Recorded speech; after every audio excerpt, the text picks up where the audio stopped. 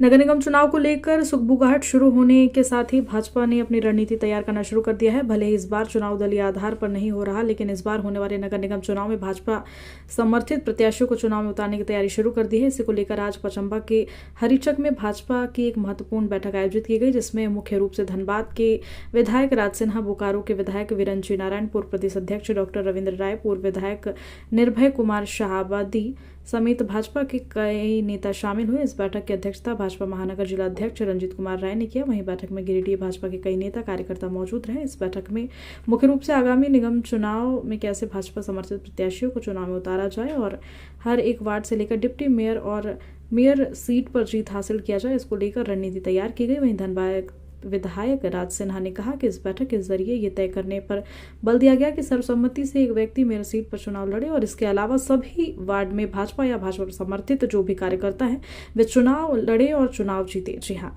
आपको बता दें, भाजपा ने अभी से तैयारी करनी शुरू कर दी है कि भाजपा पूरी मुस्तैदी के साथ चुनाव लड़े और जीत हासिल करे। वहीं पूर्व प्रदेश अध्यक्ष डॉक्टर रविंद्र राय ने कहा कि हाईकोर्ट और भाजपा के दबाव में आकर चुनाव कराने का निर्णय हेमंत सोरेन की सरकार ने चुनाव कराने का निर्णय किया है, लेकिन भाजपा शुरू से ही मांग करते आई है कि नगर पालिका हो या नगर निगम हो या नगर पंचायत, अगर हेमंत सोरेन की सरकार में हिम्मत है तो अभी भी दलीय आधार पर चुनाव करने की घोषणा करे। उन्हें ये पता चल जाएगा कि कोई कितने पानी में है।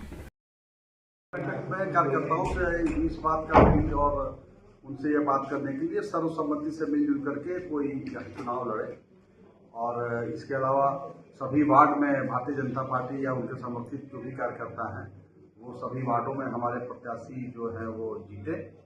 दलीय आधार पर तो है नहीं, दलीय आधार पर तो हम लोग चिल्ला चिल्ला के कहते रहे कि हेमंत सरकार में अगर हिम्मत है तो दलीय आधार पर चुनाव करा के देखे, ईवीएम से चुनाव कराए, लेकिन उनकी मंशा तो स्पष्ट है नहीं।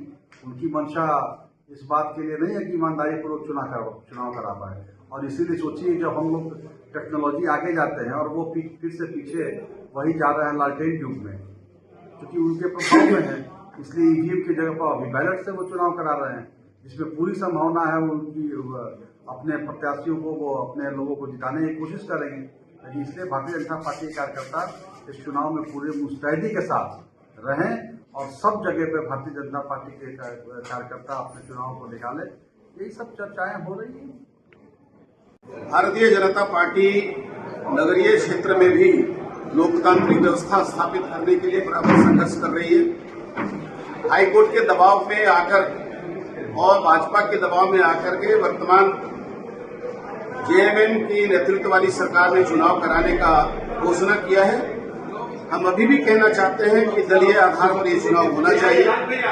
नगर निगम में नगर पालिका हो या नगर पंचायत हो, नगर परिषद हो, भारतीय जनता पार्टी नगर पालिका, नगर निगम में और नगरीय क्षेत्र के चुनाव में बेहतर उम्मीदवार जीत करके आए, जनता के प्रति रिस्पॉन्सिबल लोग जीत करके आए और अच्छे नागरिक जीत करके आए, ताकि एक कर्तव्यनिष्ठ जनप्रतिनिधित्व का निकाय बन सके। इसके लिए भारतीय जनता पार्टी लगातार प्रयास करेगी और हम उसकी तैयारी कर रहे हैं कि जो लोग जनता को धोखा देने वाले हैं वो जीत के नहीं आए। मैं फिर एक बार कहना चाहूंगा कि बीजेपी आज भी दलीय आधार पर चुनाव कराने का जेएमएम कांग्रेस को चुनौती देती है कि वो कराएं। हम उन्हें बताएंगे कि वो कितने पानी में है और अगर उम्मीदवार चुनाव जीत के आए, बीजेपी उसके लिए कोई कसर बाकी नहीं छोड़ेगी।